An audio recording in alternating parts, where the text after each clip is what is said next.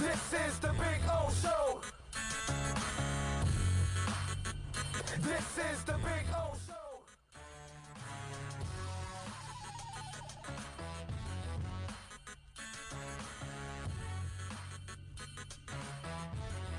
Fake left, looking right, ball tipped, and picked off! Picked off by Byron Jones. Fumbles it at the back end, but the Miami Dolphin defense recovers. He likes tight ends in this position often. Harry flings it to Gesicki, the tight end, and it's a touchdown. And I tell you what, both his coaching staff, everyone knows about Andy Reid. Brian Flores is really ramping up. 3rd and 12, they got Mahomes. My goodness, that might be the sack of the year. Jerome Baker knocks him down at the 3-yard line. That's going to be somewhere in the neighborhood. Yes, 30 yards.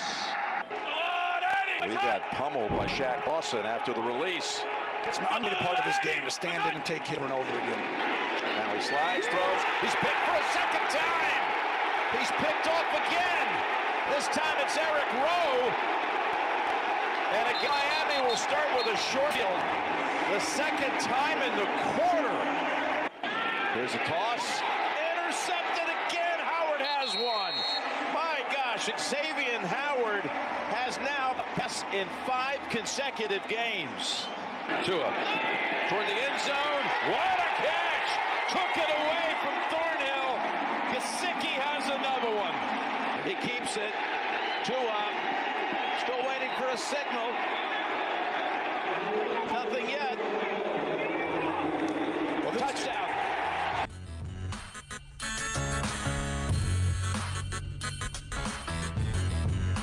This is the Big O Show. This is the Big O Show. This is the Big O Show. Alrighty, yes sir. Time to have some fun. Welcome aboard, folks. Ah, yes. I love it. Welcome on a beautiful Monday. On a Monday, well, it all depends on how you're viewing all of this, right? It's a Monday where you're proud of the Dolphins' performance. It's a Monday where you're disgusted by the Hurricanes' performance. It's a Monday where you're looking forward to the Heat preseason starting because tonight they play the Fly Pelican Fly. And so it all depends on how you want. It's a beautiful Monday here in South Florida. I don't know where you're at in your world, but here in South Florida, the skies are blue. We're high atop the Inter Miami CF Stadium. The only guys that are a little higher than us are the guys that are climbing the scaffold on the other side of the stadium. They're at the top, which those guys are crazy. They're like your dad who's out of his freaking mind working that stupid little box up in the air with that crane. Crazy ass stuff. That's not scaffolding, bro. They're actually on the framing of the top of the stadium. Yeah, they're crazy bastards. Well, you do what you got to do, man. Yeah, I know. It's nice and cool up there, though. There's always a breeze. Yeah, Whenever there is I was always on a that breeze. scaffolding back in the day, Yeah, on the side of the building, dude, there's a breeze up there. you can have fun. At least you're not sweating your you-know-what's off. Get your scaffold all you want, bro. I want no part of that scaffold. I am not scaffolding. They're flying high again, bro. Yes, they are, Ozzy Osbourne. Yes, they are.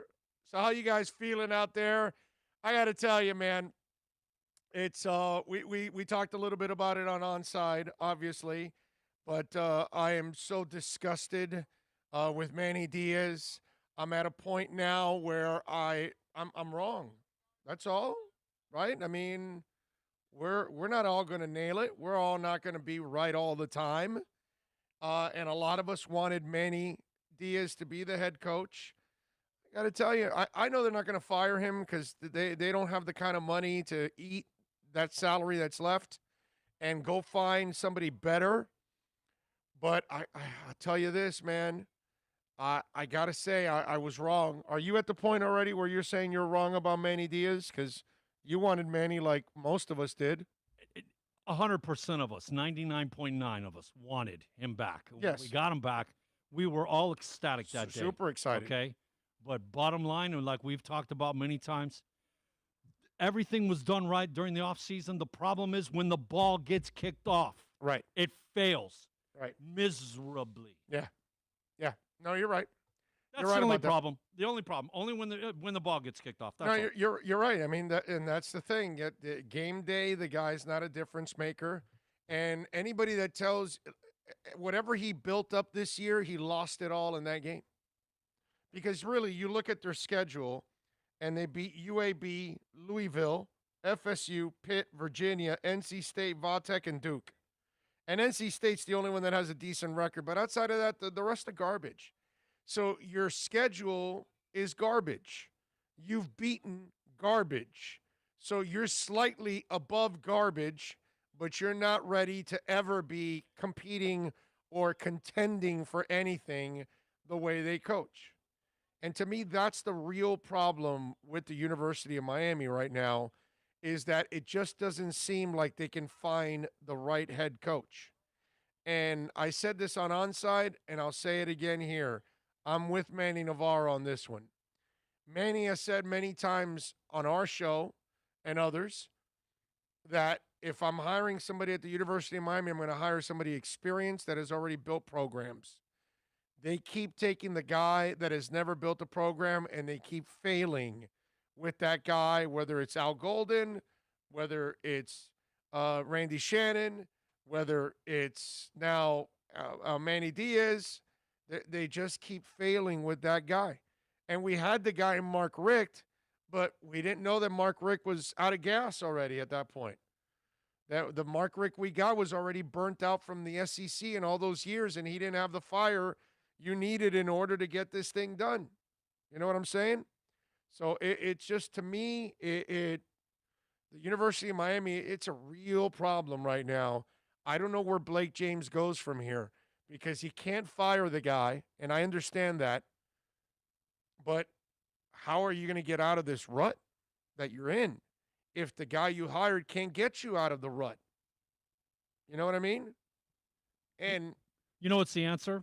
You get a really good offensive coordinator, really good defensive coordinator, and Manny is in charge of carrying the pom-poms and doing the rah-rah speech, and you let the offensive and defensive coordinators run the team.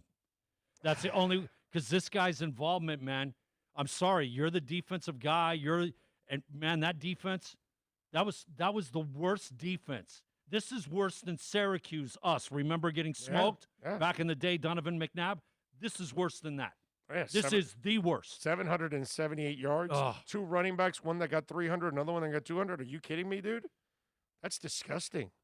We look like we were not even on the field. But that's the way they ran. That's why Manny deserves a ton of criticism, because the unit that should be the strongest should be your unit, the defensive unit. Exactly.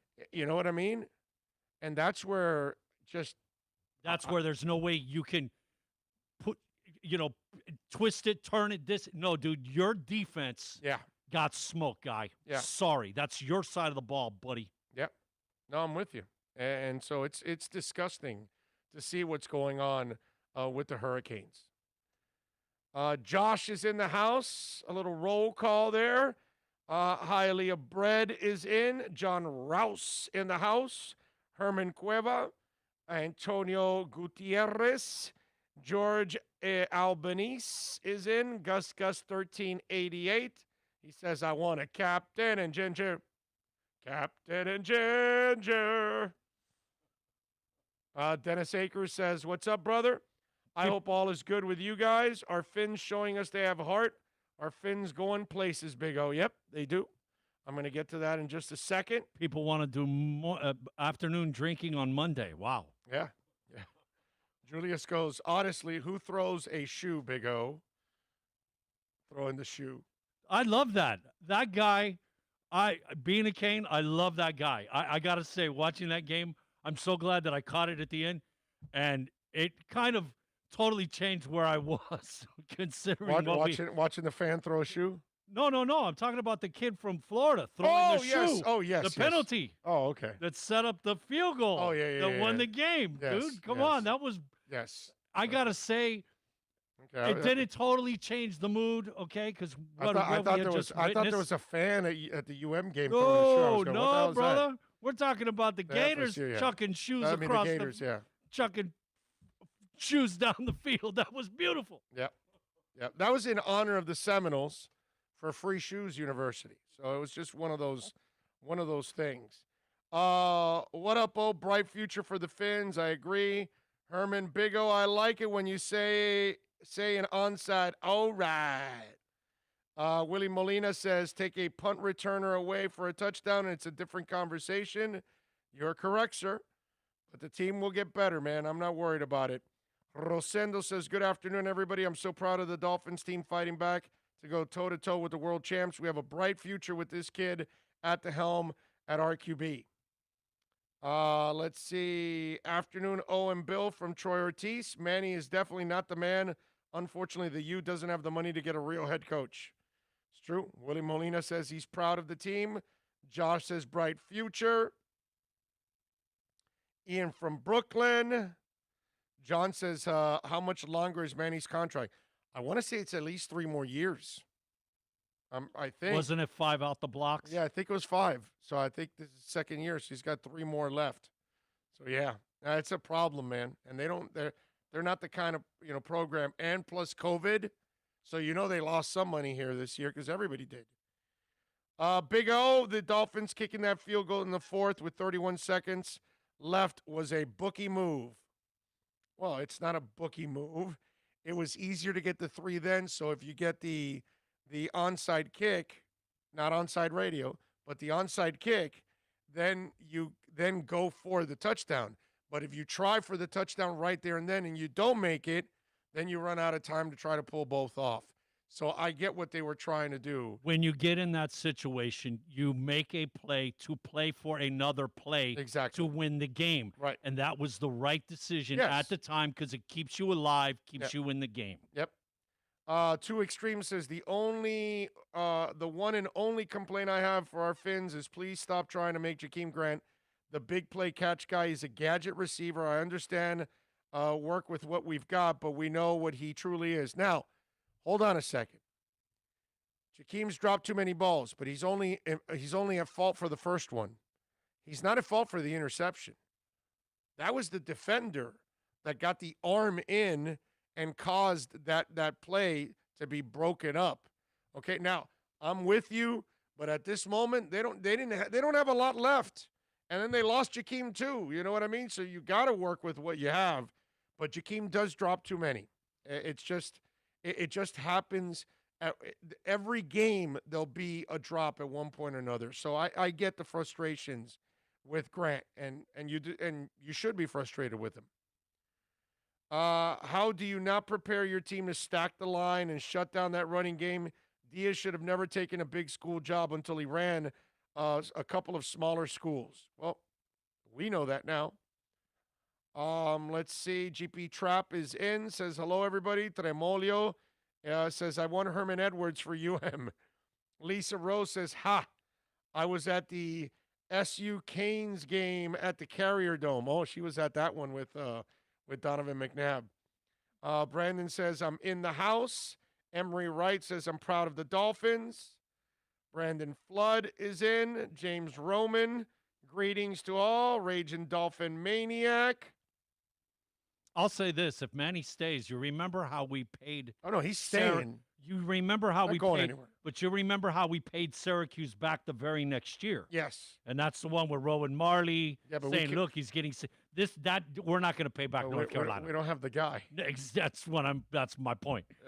There's not going to be a major role reversal next year when we meet up with the Tar Heels. Nico says, Manny's a good recruiter but mediocre coach. They should have never gotten him off the bus on Saturday.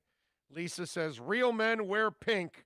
Rocking your Inter Miami gear. I love it. Yes. We want payback to the Tar Heels. We're going to have to look for it from our basketball team. This was a great deal at Fanatics. I bought this shirt in pink and this one in black. $34 for both. $17 a shirt? You don't know, man. That's shipping and everything. What? They had it at Fanatics. They had like 70% off. That's a heck of a deal, 70%. I saw it. I go, Oh, dude, I got to buy this. Yeah, that's a no. Those are $25-$30 minimum. Easily. Each. Easily. $17 a shirt. I said, man, Yeah, I got to man. get this. So, yeah, What a bargain. What a bargain. And I got my mask, my on-side Hey, radio look mask. to your right. Huh? Look at this candy, because I know you love the candy apple. I'm going to see if it comes out. It's a Chevelle. Oh, okay. What he was driving? There he is, right there. Oh, yeah. See That it? is really nice. That is really nice. That's classic. The Chevelle. Yeah, that's. Yeah, that's a classic one right there. That's nice. But thank you, Lisa. Appreciate you. Kelvin Smith says, glad to see Miami being competitive. Let's see what else. Super V says, Big O, I'm tired of these so-called Dolphin fans complaining about this team when they lose. It's a young team. They have a great front office and coaching staff going forward. Super V, those are the same people that next year when the team is winning a lot and going to the playoffs, oh, yeah, no, I've been with them all the way. I love what they've been doing. And it's the same person. Same person, dude. You know, it's just to complain about the Dolphins right now means you're an ungrateful bastard. Really, that's all it means. If you're an ungrateful bastard, because we're in our second year of a complete rebuild, and this team probably is going to the playoffs. Out the blocks, game one, in the Baltimore debacle last year, I was on board. Right, exactly. Exactly. I'm with you, man. And so, to me, don't worry about those people. Those of us that have been watching this and watching this rebuild, and on this show, you all know that we've been kind of, how would I say it?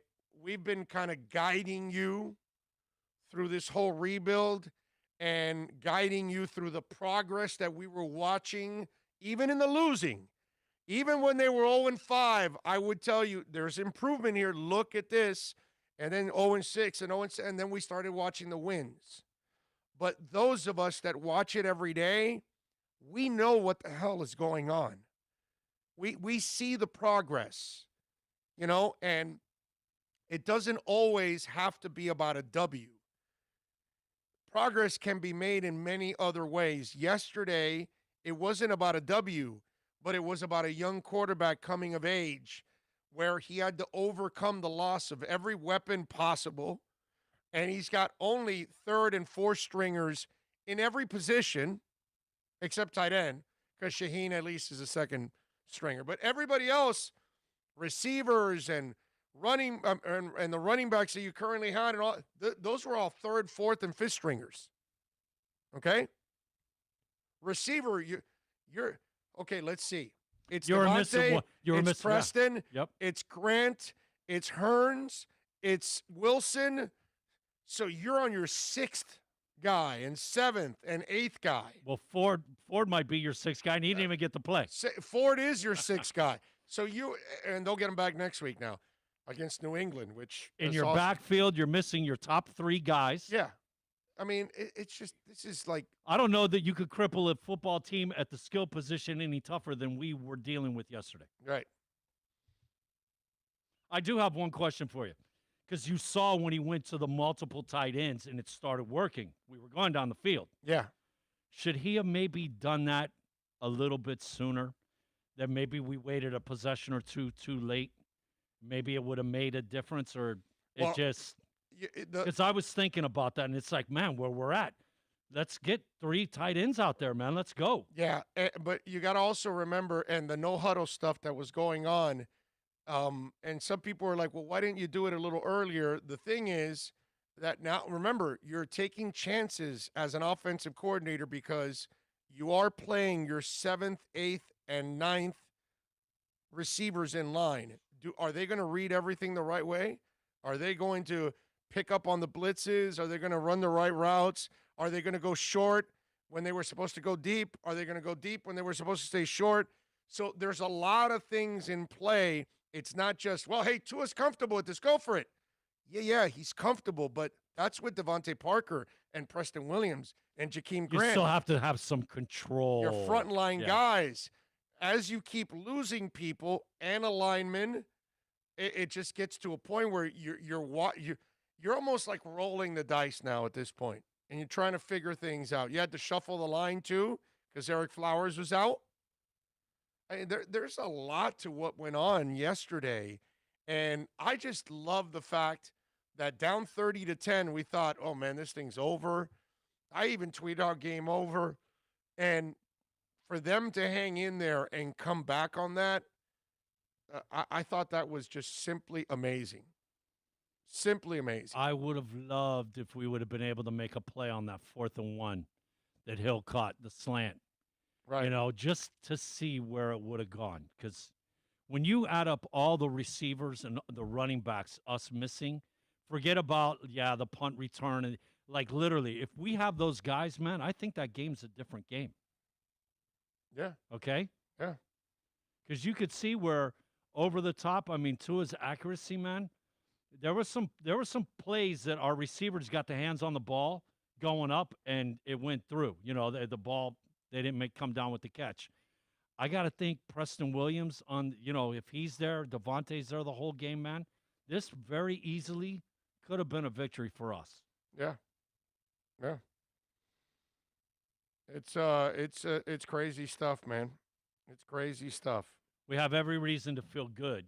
Oh, yeah. About what transpired yesterday. Yeah. I love what I saw. It definitely helped fix what had transpired the day before for any of you Combo Kane Dolphin fans. Thank you, Dolphins. Yeah. Well, the Dolphins are headed in one direction, and the Canes are headed in another direction. What's the strongest unit for the Dolphins? The defense.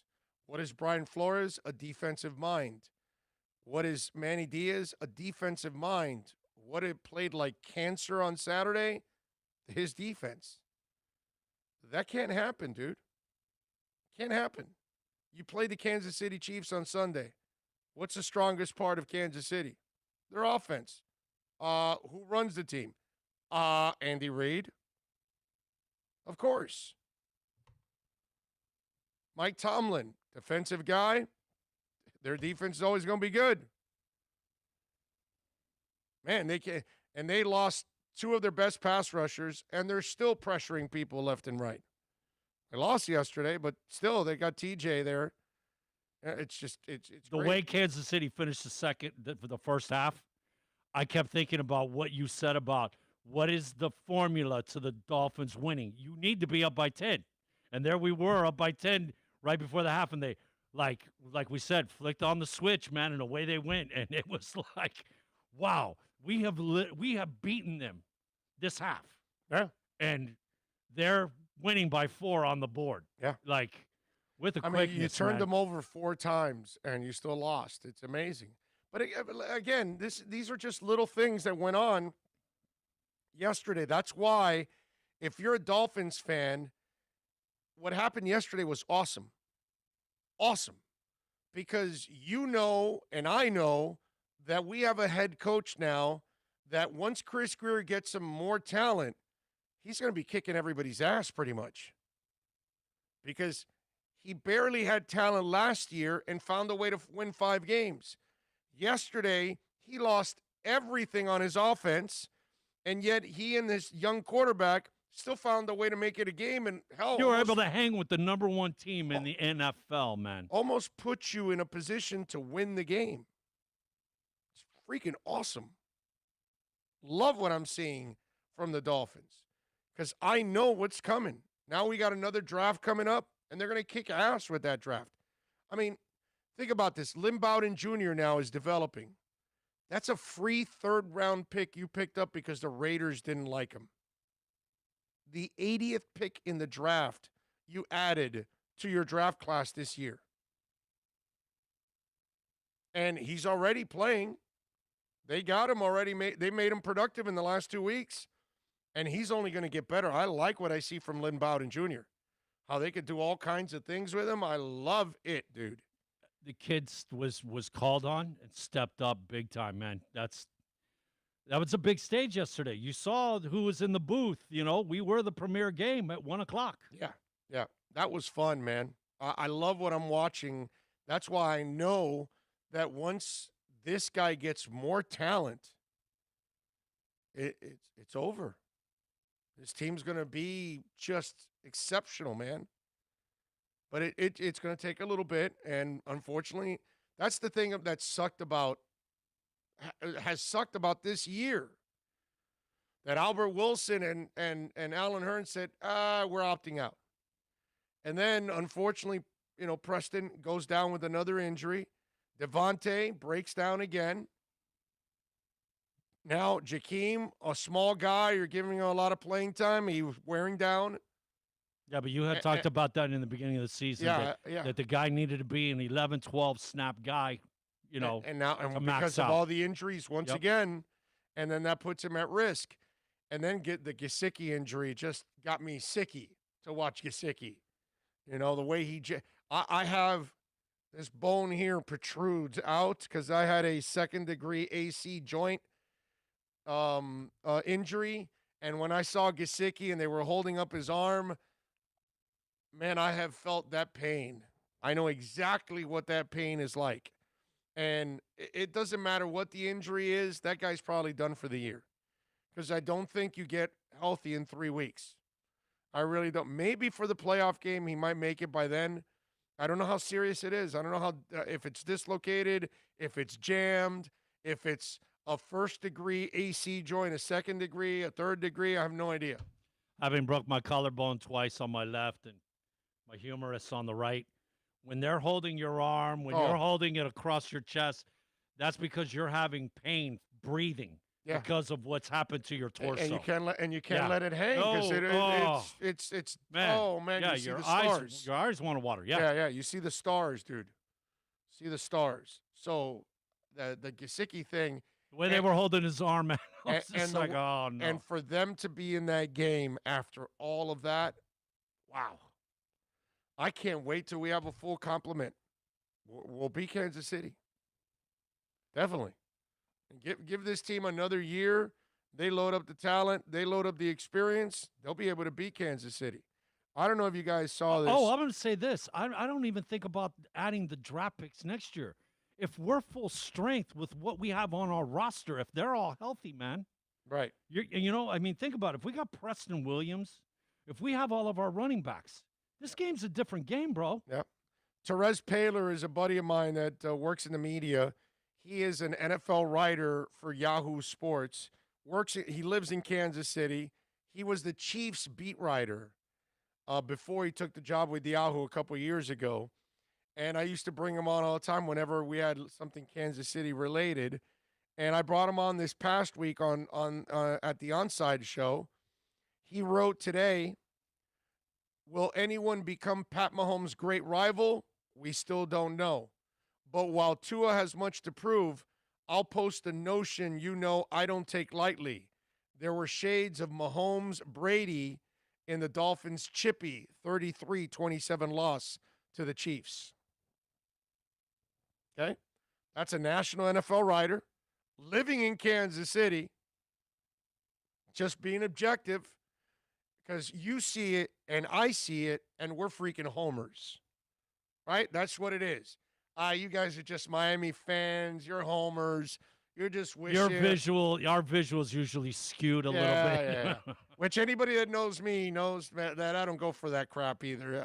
I tell it like it is, whether it's my favorite team or the team I hate the most. If they're good, like the stinking Bills, they're good, bro. You just got to say it. They're damn good. Here, they look like the Chiefs. Yeah. The Pittsburgh beat their butt, had won the first half. Yeah. And in the last 3 minutes of that half, Buffalo stole it. Yep. And that kid is the real deal. Josh Allen has proven me wrong. So, to me, this is what, they call us homers because we're positive about a loss. If you go listen to the Omar Kelly interview today and on our show, Omar wasn't so much into the moral victory of the team because he's like, it's loser talk. And yeah, it's loser talk. I agree if you're an established team. But Miami's a young team that hasn't won anything. They're learning how to win. So to me, I don't really want to look at what happened yesterday like a moral victory. What I want to look at yesterday is more progress being made. See, that's where I differ from Omar and a lot of people, and I'm consistent as a mofo on this, because when they went 0-3 last year, I told you, well, wait a minute, they lost, but there was improvement here. They went 0-4. Well, wait a minute, I know they're 0-4, but we can see the light at the end of the tunnel because this is happening. Did I not do that last year?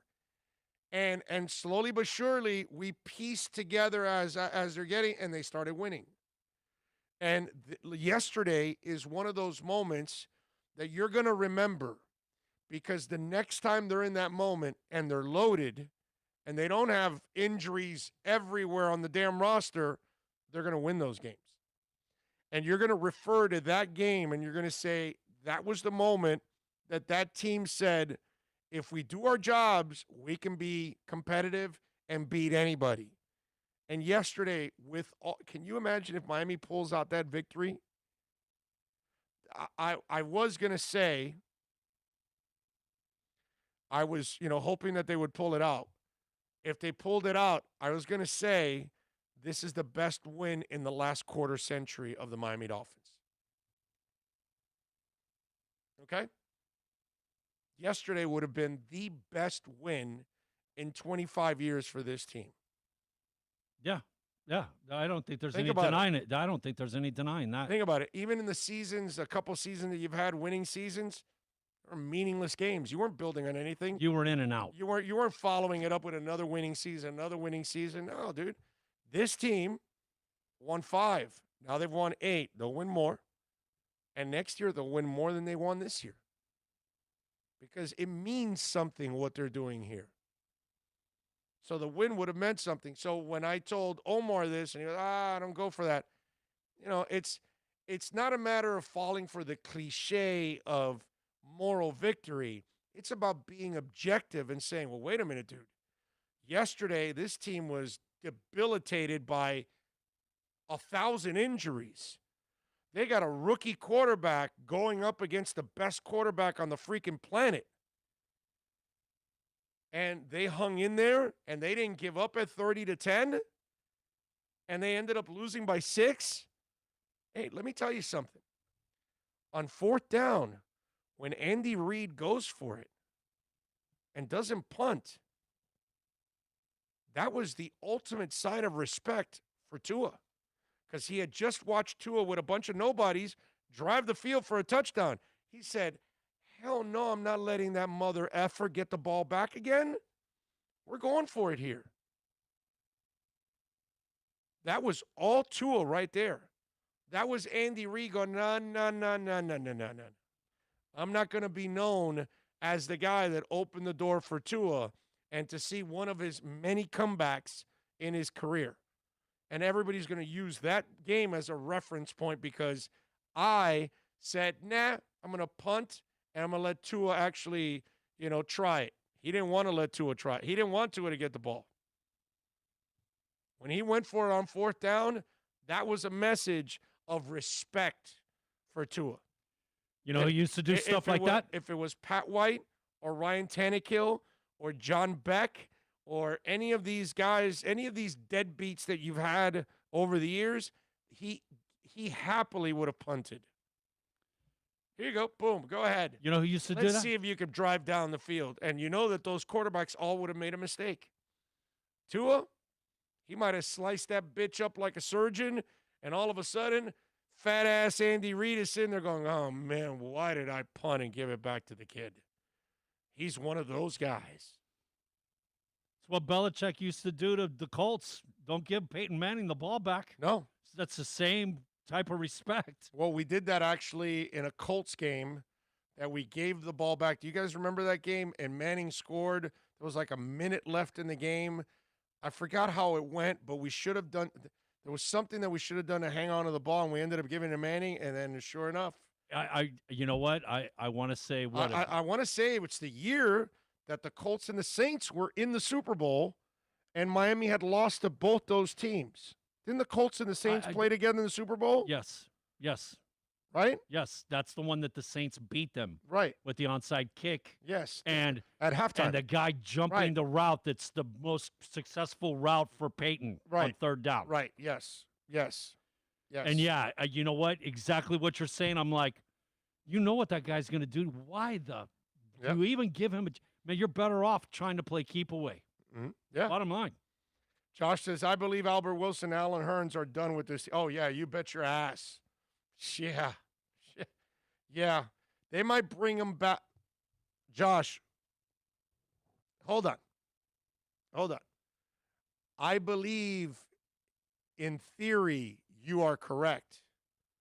But I would not be surprised if they bring back Alan Hearns or Albert Wilson or both just for training camp.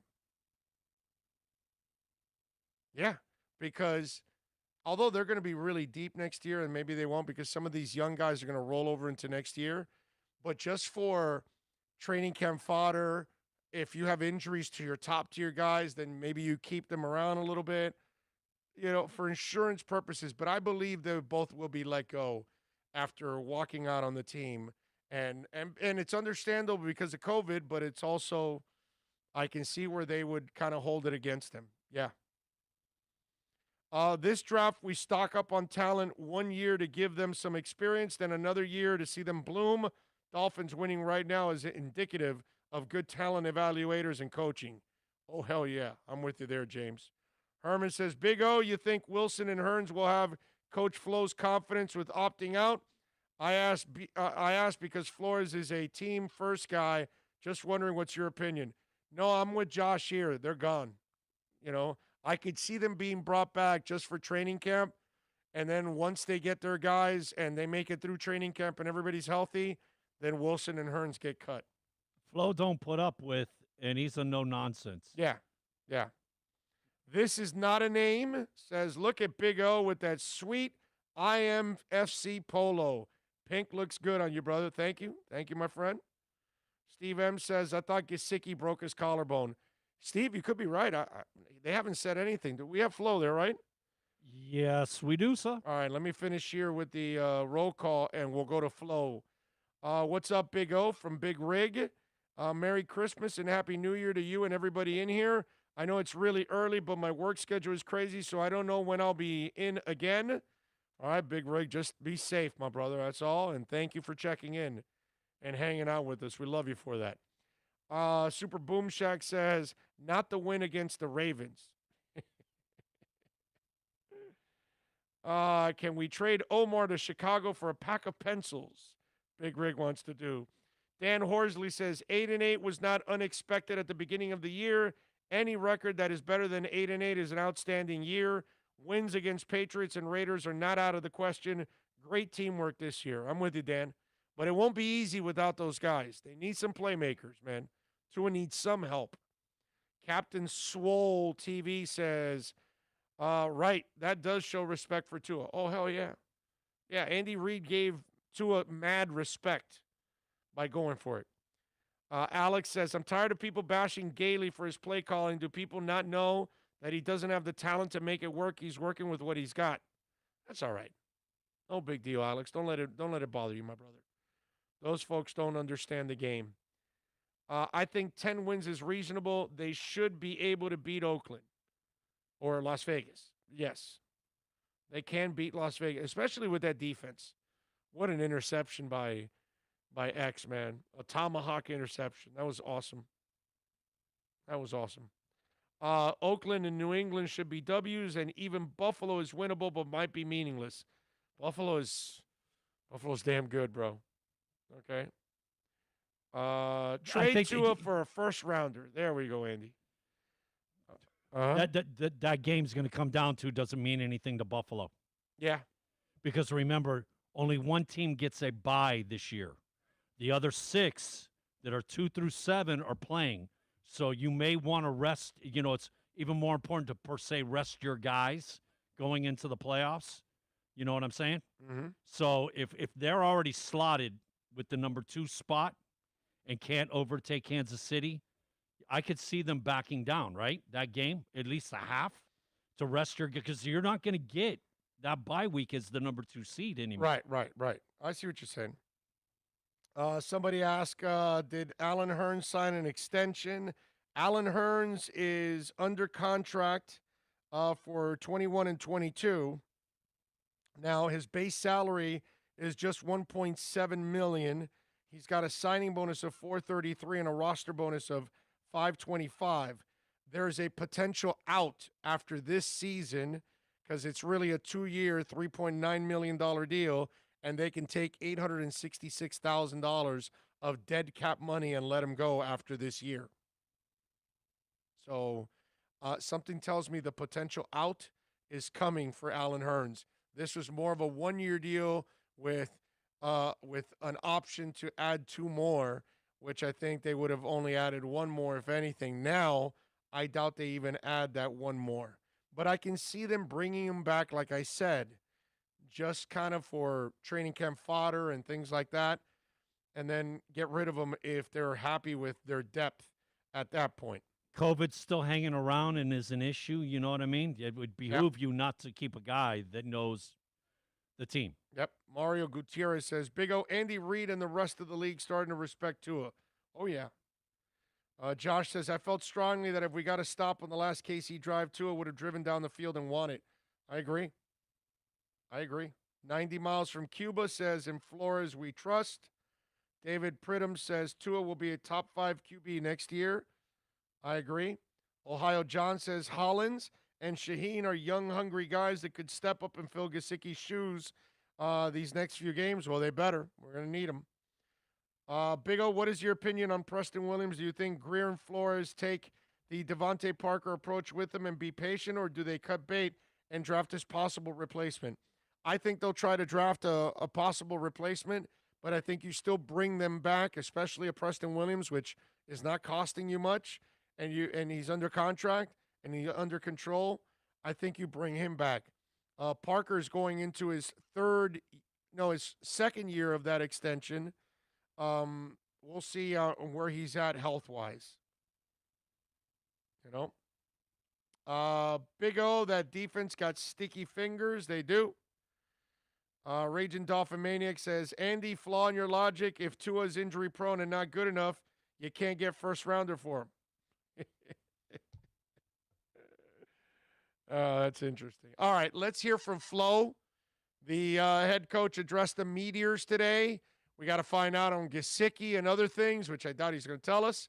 But let's hear from Brian Flores. Go ahead, Bill. Brian, I'm sure everybody wants to know what's the latest on Mike Gesicki. Is he done for the year? Is he possible he might suit up on Sunday?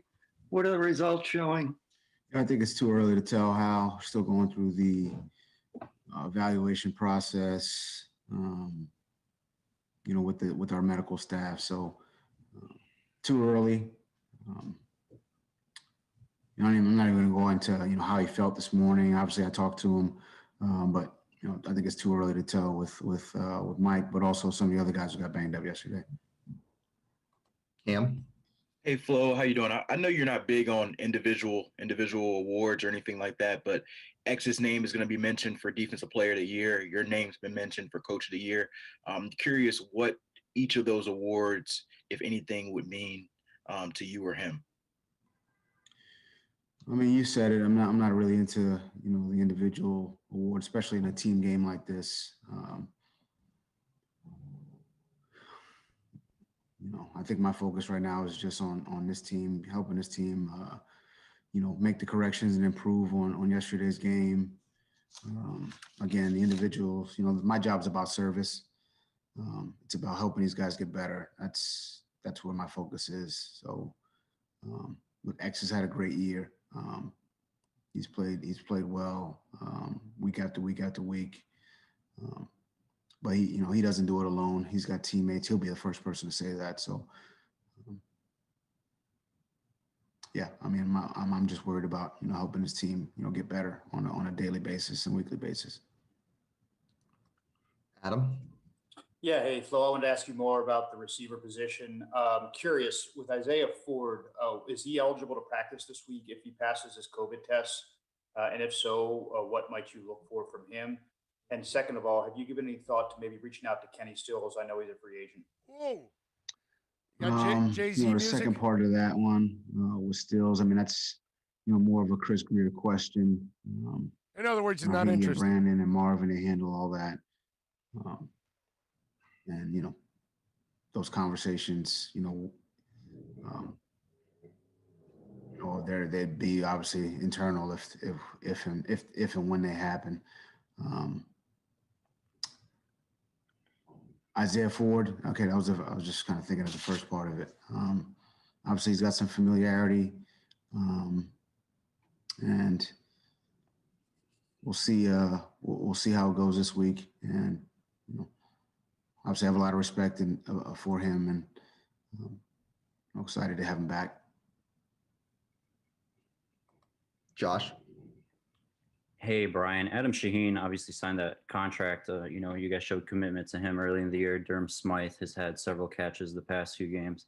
What's the confidence level in the tight end room if, Mike Gesicki does end up being unavailable, whether it be the next game, and the rest of the guys in that room? I think Adam and Durham have both played well this year. From a blocking standpoint, they've been, efficient when the ball's been thrown their way. I have a lot of confidence in both guys. As our entire, offensive staff and team has confidence in those guys. They end up doing a lot of the what we call dirty work, blocking, pass protecting, chipping, and whenever we have let's call it tough matchups on outside with the defensive end. So those guys have done a good job, all year, and have a lot of confidence in them, and we're going to need them down the stretch. Steve. Brian, and every team's dealing with injuries at this point in the season. I know next man up is always the mantra. How did you feel your team adjusted yesterday and will adjust this week to all the injuries? I think they adjusted well yesterday. We had some young receivers going in and play well. Same thing defensively. We had guys go down, and just need the next guy to step up and step in and hop into the game. I think it's been that way for every team the entire year, whether it's injuries, whether it's COVID. And the teams that are able to adjust the best, give themselves an opportunity to continue to play well, and it's a great opportunity for the guys who get to step in. I think everybody wants to play on offense or defense, and when you get your opportunity, try to make the most of it, and hopefully earn more snaps with productive play. So I think guys like Lynn Bowden, Malcolm Perry stepped in there. Matt Collins made some big catches for us down the stretch. We may need it moving forward, and we'll see. Travis. Hey, Coach, I kind of wanted to piggyback off that question and go back to, last season you guys won 5 of the final 9 games by using the most players in NFL history. And then this season, yesterday, you're without your top 8 players in terms of yards from scrimmage at the end of the game. Is there a common thread about those adjustments, or what is it that allows a team to lose so many key parts and keep on producing? I think we just have a bunch of guys who compete. I think Chan and the offensive coaching staff, and Josh, the defensive coaching staff, and Danny and the special team staff, they adjust quickly. I think Kyle does a really good job of getting us the information we need. Kyle Johnson, our head trainer, getting us the information we need, and we adjust quickly. I think these are conversations that we have throughout the course of the week. We try to be ready for worst case scenarios, and such and such happens. If this happens, we're doing this. If that happens, we're doing this. If these 4 or 5 things happen, we're going to do this, and this. At times those become long conversations and things that need to think through what's the best thing for our team. And I think our staff does a good job of that. And it's not easy. And at the end of the day, it comes down to the player or players, in case yesterday, going in and executing. But there's an adjustment period, and I think, we try to make the best situation. I mean, I think, every team deals with it every week or I would say a handful of teams deal with it every single week. So, we dealt with it before the game when Miles going on the COVID, and then we dealt with it in game. But obviously, we got to do a better job. I mean, it wasn't good enough yesterday, and that's the goal for this week is to be better and as a staff, put these guys in better position to have success. Cam? Hey, Flo, you know a lot of the coaches on the other side well, and they know you and some of the coaches over here well. How different is it in this week to prepare because of that familiarity from both sides? Are you talking about the Chiefs? No, I'm talking about the Patriots. I guess okay. Looking ahead, to Sunday. I know a bunch of guys with the Chiefs too. So, yeah, I mean, look, this is a division opponent. So we know them, they know us. As far as the personal relationships, obviously there's that in this game as well. But, this is, the Dolphins against the Patriots. So, again, there's definitely familiarity. But I think it's just familiarity, the same familiarity we have it with any division opponent. This is a big game this week. Every division game is a big game. We know this team. They're tough. They're well coached. They're competitive. They'll be ready to go. They're going to give us their best shot. We know that. In all three phases, they're going to try to apply pressure in all three phases, and it'll be a tough, competitive, hard-fought 60-minute ball game, and that's just the way it is with that group. Adam? I was curious your thoughts on when you watch the tape of the job Tua did yesterday. Some things he did right, some things he needs to do better. I mean, I thought there was bringing us back and putting together some touchdown drives there in the fourth quarter. I thought that was good. I thought there was obviously some throws that he could have made that he didn't. But I think overall, I thought he played well, and I think he took a step in the right direction against a good defense, and I think, we just need to continue to take these steps and try to improve and get better. All right, final question, Joe.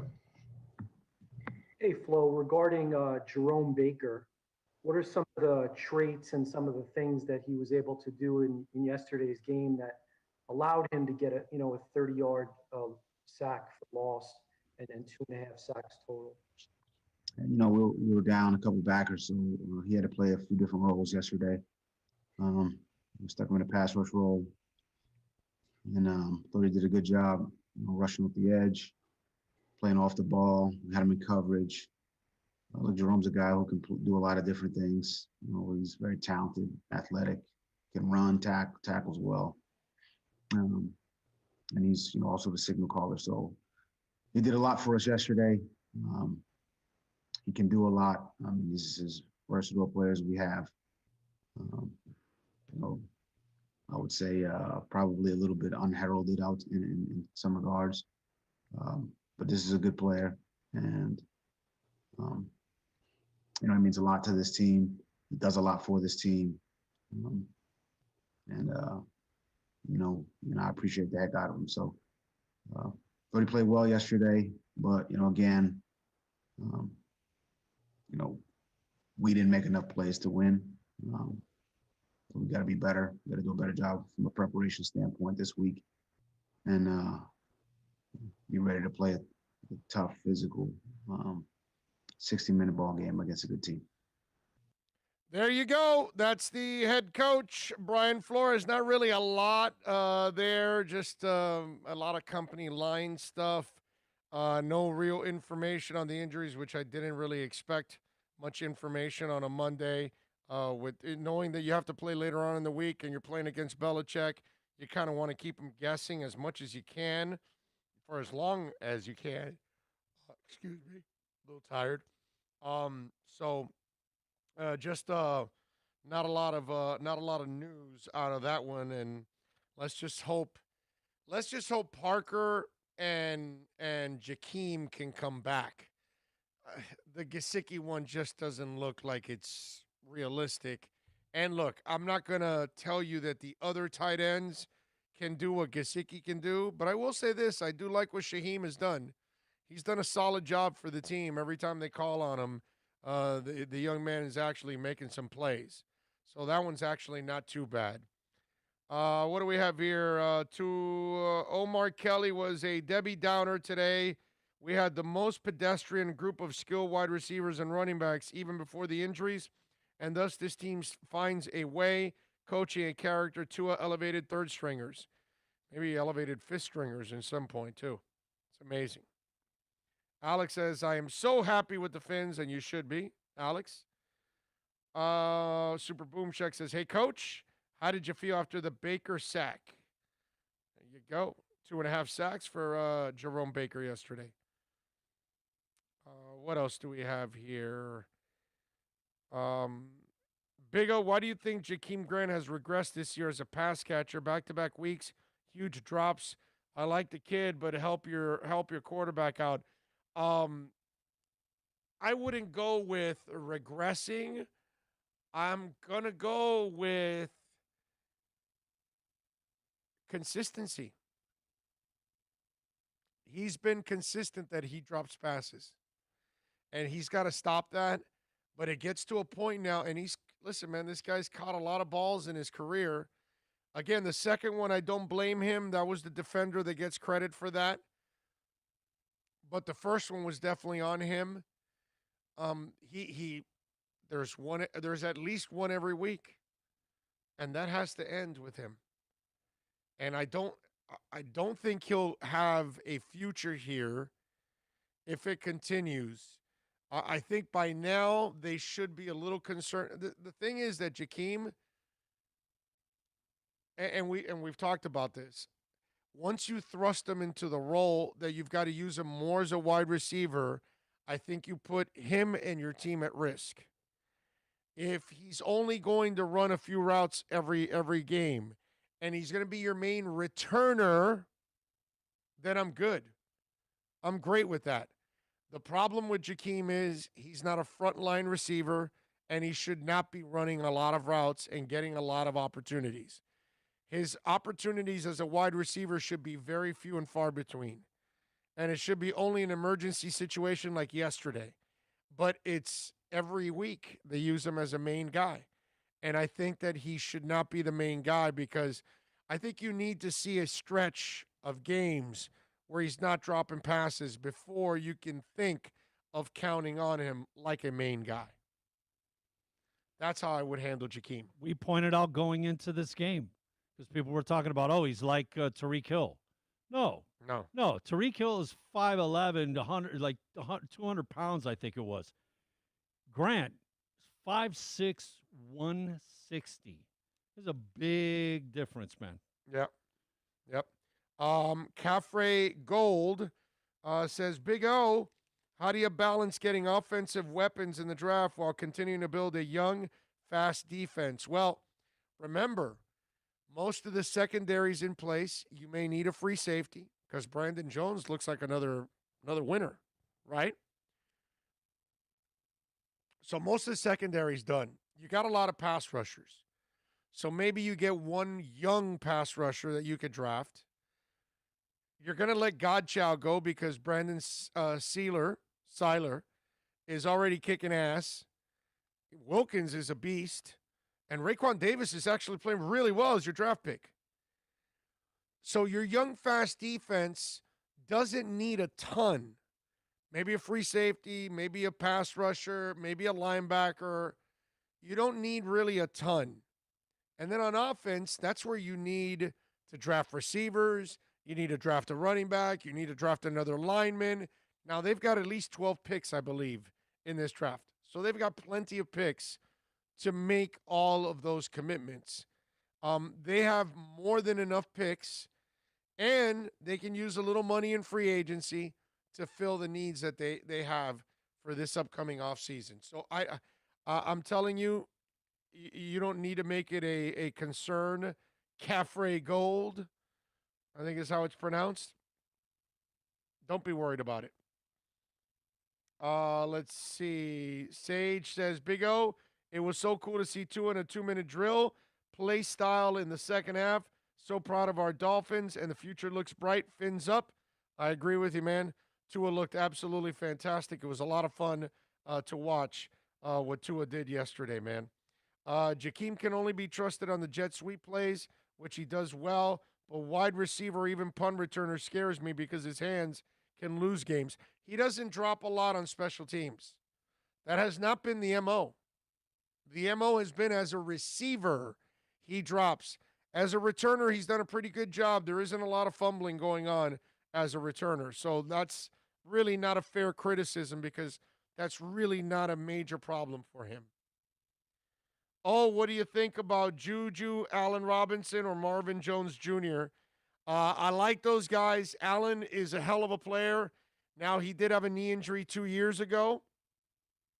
Juju, and I know what you're saying. You're asking about free agency. Marvin Jones Jr., I don't think that's the guy. Maybe they go for a veteran wide receiver.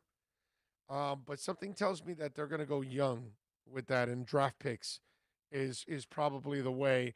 That way you don't have to pay him for 4 or 5 years, depending on where you select him.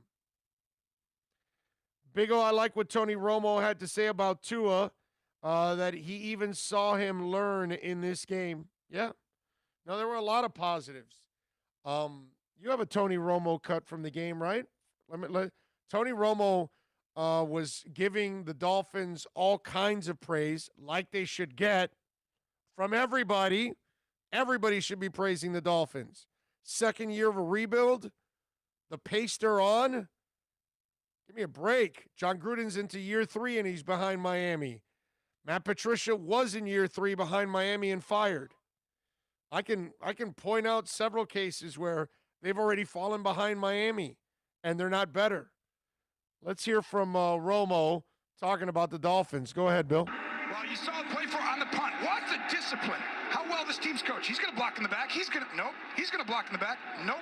This team is third in the fewest yards penalized against them, and that's hidden yardage. They don't make dumb plays like that you expect a guy to do. They're well coached. Damn right. That's flow, baby. Well coached. Gotta love that. We got a well-coached team in Davie. We got a shitty coach team in Coral Gables. Right? I mean, there's no other. We got a coach that gets the respect of his players, maximizes their talent, and really gets a response from their guys.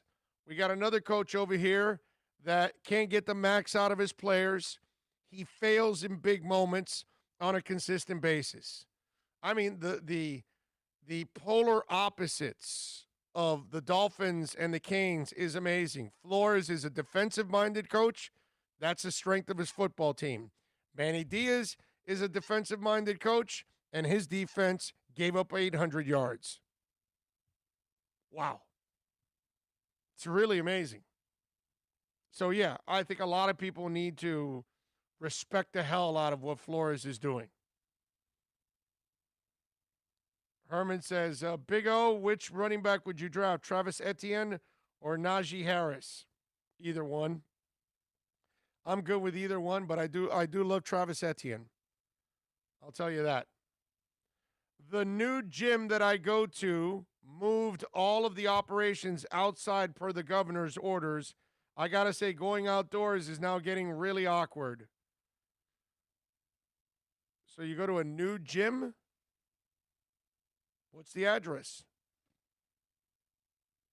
How are the ladies in the new gym? Too Extreme says, I don't like saying this about our players, but there's a reason why Jakeem Grant was undrafted. Jakeem Grant was drafted, sir. Speed is great, and you can't teach it, but he's got to learn to work speed with being a receiver. Jakeem Grant is a 5th or 6th rounder, I believe. I can look it up for you. But he did get drafted. So your information is not accurate. Okay? Here, I'll tell you where. I want to say 6th round. Let me see. Jakeem Grant, he was drafted in the 6th round in the 2016 draft, the 186th overall pick in the draft, sir. So that whole deal there, you got it. Let's see. If Tua was a white quarterback, would the criticism be different? Big Tannehill came here and got so much optimistic outlook for 8 years. Not for me, he didn't. Oh, you call it like you see it. Manny got to go. But it's not going to happen. They're not firing him. Okay, I'm already off the Manny bandwagon. I was wrong. I just got to say I'm wrong. Oh, would you fire Manny Diaz if you were in charge? Yes, I would. Yeah, but there's no shot. They're not firing him. We're stuck with him at least another year or two before they can really buy out that contract. And with the COVID year that we've had, they probably lost a lot of money too that they couldn't afford to lose to help their athletic program. So I would say that that's a problem, and that would add to the reason why you're going to keep Manny around another year. All right, let's do this. Let's take a quick break. We'll come back on the other side. Give me a couple minutes here. Let me go to the little boys' room. We'll come back. I want to talk a little NFL. A couple more comments about the Dolphins and the Canes. We got a little football tonight, my picks, all kinds of stuff. Let's take a break. Back with more right here on the Big O Radio Show. Hey, it's Big O. For all of your family dental needs, please reach out to Moody's Dental. I've known Eric for a while, a big fan of our show. Call him at 305-821-0231. Whether it's you or your kids that need some dental help, whether it's implants, Invisaligns, they are the experts. Or if you're just looking to fill a cavity or clean your teeth, or maybe even get a crown, you are going to love the professionalism, the family-like atmosphere, and of course, when you talk about being clean, that's what it's all about in today's society. You are going to go to an extremely clean place. Go to moody'sdental.com. Go to the website. Follow them on Facebook, Instagram, and Twitter at Moody's Dental. Tell them that Big O sent you. 305-821-0231 or go to moody'sdental.com. Are you tired of watching the same old travel videos on the internet? Well, then check out MikeNoGoZones.com. A travel documentary that's breaking barriers. I go to the places that the media tells you to peer, where no one else dares to go.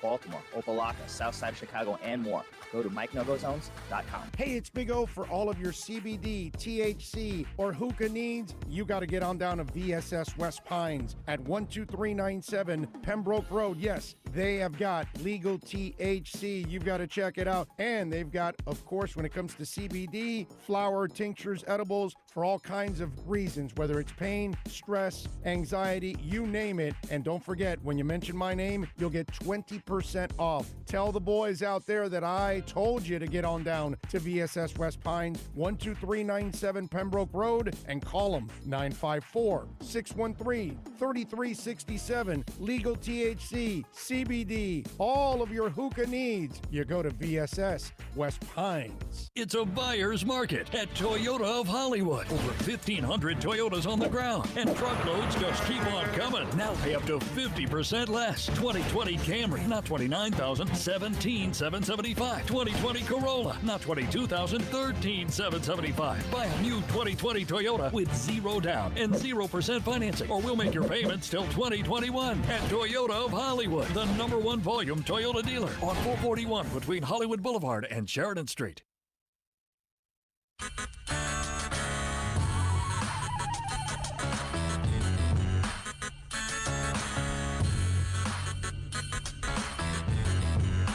This is the Big O Show.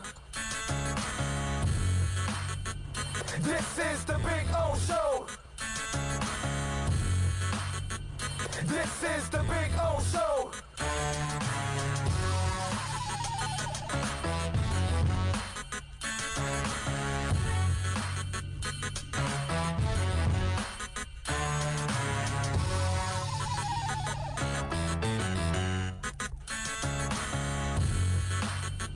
This is the Big O Show.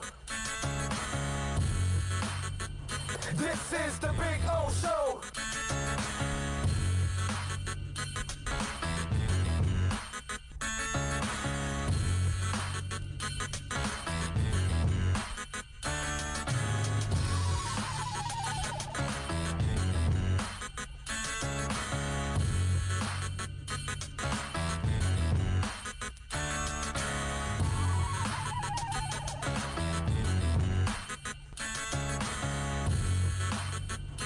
This is the Big O Show. This is the Big O Show. This is the Big O Show. This is the Big O Show.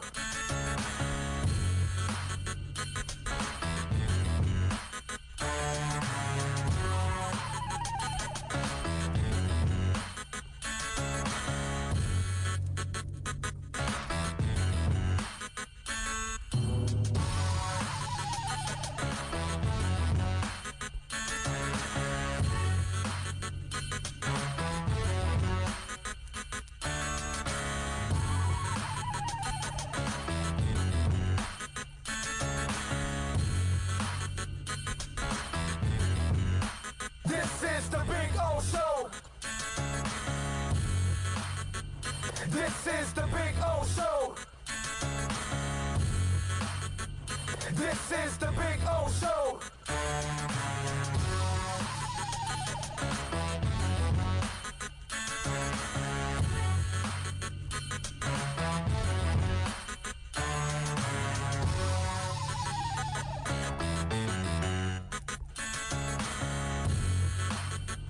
This is the Big O Show.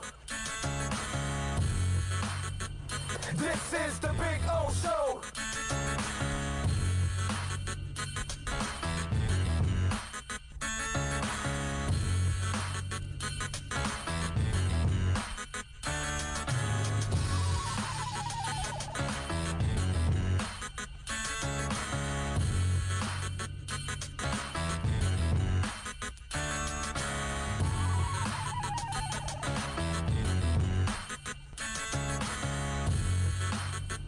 This is the Big O Show. This is the Big O Show. This is the Big O Show. This is the Big O Show.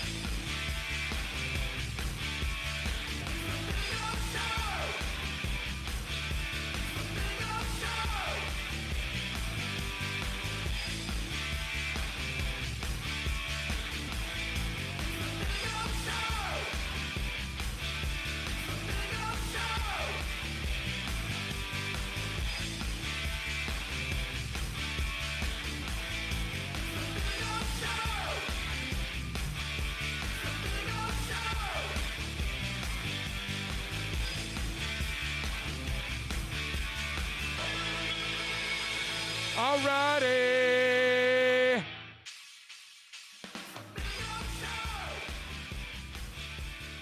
So we got the Ravens and the Browns tonight. Are the Browns ready for primetime players? Are they the not ready for primetime players? Kind of like Manny Diaz, right? Manny Diaz is the not ready for primetime player coach, right? So are the Browns ready? They are getting 3 points from the Ravens. It was a 2.5 point,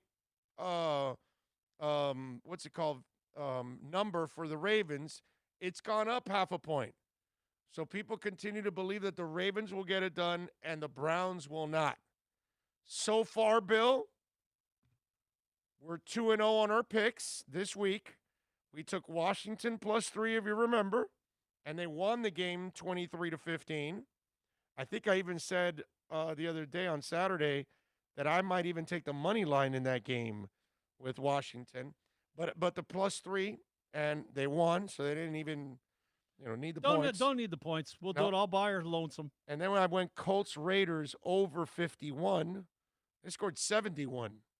So we got that. So we're 2-0 right now. We're 32-29. We're 3 above 500. Better decision by you to play less games. Well, it's what I liked. So that's not. You know what? That's exactly what if you're I like supposed to do. 7 games, You're going gonna to play 7 okay. games. All right. I only like 3. I play 3. You don't limit so. yourself. It's it. Yeah, I don't. I look at it. Yeah, Does it jump off the paper and say, "Hey, I got to play you"? That's it. That's it. That's exactly what happened. And I like those 3. So now I've got one more game tonight. I'm taking Browns +3. On Saturday, I told you +2.5, but I'm taking 3. I doubled up this morning when I saw it at 3. I laid another bet. I'm all in, man. I'm going down that rabbit hole that I have failed many times with the Browns. I'm going to believe in them this time around. So we'll see what happens tonight with the 7-5 Ravens and the 9-3 Cleveland Browns, dude. 9-3. Okay. Let's see. What else do we have here? Browns better be ready. We need them to beat the Ravens. Oh, that's right, Josh. You are correct because they're kind of battling with us for a playoff spot. That's a great point. I didn't even think about that. I'm just thinking about my pocket. That's kind of selfish on my part.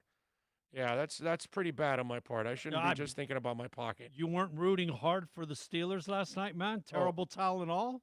Yes, I mean, was. yeah, because we got to stay within a game. And the fact that it got out to 2, it kind of... Buffalo's good, bro. Yeah, they are. They're scary. You know what? They're scary. The good but thing... hold on. As good as Buffalo is, I don't think Pittsburgh is 11-0 and all that good. No. Okay? No. I think Alex Donald had a great line 2 weeks ago when he said that Pittsburgh is the worst 11-0 team he's ever seen. And he was right. They've lost now 2 in a row. And they had everything go their way, which happens. I mean, the Wildcat year. Come on, dude. Let's go back to that wild card year. All right, let's play Buffalo in Toronto. Let's play them without their quarterback. We played like 5 or 6 teams that year missing their starting quarterback. I mean, we got every break in the book to get to 11-5 that year. That's why it was such a farce, because really you didn't have the coaching staff that was going to make a difference. You didn't have the front office that was going to make a difference. It was just a flukish year that everything went your way. For the Steelers, they're good, but things were also going their way, and that's why they got to 11-0. And now they've suffered a couple of setbacks because they're really not that good. So there you go. Don't great QBs make wide receivers better? Brady made a bunch of no-name wide receivers better for years in New England. Yes, sir, Bromar. Yes, sir. I'm with you there. That you are correct. Boss, is it Boss Usay? UC? I don't know how you pronounce what you got there, my brother. But I'll go with Usay or whatever. Fitz would have thrown 3 picks in that game. He can't make those tight throws that Tua did. He just throws 50-50 and hopes wide receiver catches it. Herman says, Big O is draining the lizard. Yep, exactly. Yep, you gotta drain the lizard every once in a while, my man. Let's see, what else? David says, I do not see too many Miami wide receivers running free yesterday. I saw a good deal of pressure on Tua as well. No, they didn't have the receivers, man, at all. Okay? No receivers at all. All right. So there you go. What else do we have here tonight, today on the program? Okay, a couple things. One, the Broncos. Did you see the Broncos beat the Panthers? So that loss, I'm just saying, it just don't, because I had some people, I had like some Dolphins, like they were ready to walk off a ledge because they lost to the Broncos. Like they thought the Dolphins were going to go undefeated. And it's like, relax, bro. They're going to lose some games. They're young. But the Broncos were now realizing they gave the Chiefs all they could handle last week. And now this week, the Panthers, who are, half decent, they're not terrible, but they're, I guess, somewhat just below average, I guess. They ended up beating the Panthers yesterday, 32-27. Drew Lock threw 4 touchdowns and 280 yards. The kid was 21 of 27. That kid has some moments, man. Drew Lock has moxie. He has the ability. He's got a wicked-ass arm. That kid just needs experience, and he might end up becoming a pretty good quarterback in this league. Okay? Drew Lock's not too bad, man. Colts defeat the Raiders 44-27, and when we watch what's going on here in Miami, and we watch that Flores in his second year, I want to remind you that the Raiders are in their third year. And they are probably not going to the playoffs. They're 7-6. Their defense is atrocious. Derek Carr yesterday threw 2 interceptions. There was one that was really bad. The Raiders ended up firing their defensive coordinator, a guy in Paul Gunter, that he brought there from his first year. So 3 years in, the Raiders are really not better than they were in the past. They were kind of the same team. Remember, when they hired Gruden, they were only 2 years removed from making the playoffs with their previous head coach. And so this is a team that had some success. It wasn't like they were terrible or anything like that. And then Gruden comes in and makes several moves and, trades away, obviously, their 2 best players outside of Derek Carr. And you look at what's going on with the Raiders, and I'm still not seeing the big picture at the light at the end of the tunnel. And this is year 3. This will be interesting because by years 4 and 5, if there really isn't a turn, then Mark Davis, the man with the worst haircut in the world, has to all of a sudden stick. He has to decide, do I stay with Gruden or not? But he's got 5 more years left on his contract. So that's like another $50 million that you have to guarantee. And he's notoriously cheap. This is what I wonder. If by year 5 you're getting the same middling Raiders, does Mark Davis want to fire Gruden and then take him to court like his dad used to do with other coaches so he doesn't have to try to pay him? Because that's what Al Davis did. Al Davis hated to pay coaches. Okay? That was kind of his thing. He always wanted to find the young and up-and-coming coach.